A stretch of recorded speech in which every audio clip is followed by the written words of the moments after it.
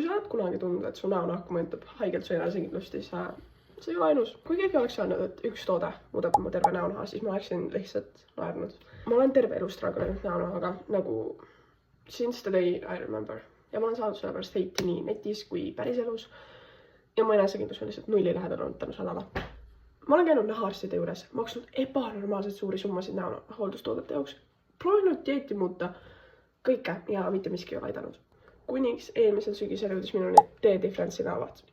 Ja ma ei oodanud mitte midagi, sest et ma ei tea, näovaht nagu näovaht. Ma suht laisk ka. Ma kasutasin lihtsalt iga õhtu ainult seda hommikuti, ma ei kasutanud midagi, kreemi ma ei viitsinud panna, no lihtsalt näovaht. Ükseks ma olin nagu võit.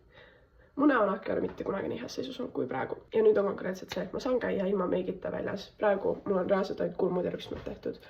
Täiesti suva lihtsalt nagu. Ma ei ärka enam valudes ja mingi punetava näonahaga. Ma arvan, et inimesed, kes teavad. Ma ei tahtnud, et keegi mind lähedalt vaataks. Ma ei tahtnud, et mingit pilte teha. Midagi. Ja see kõlab mingi hullult väikse asjana.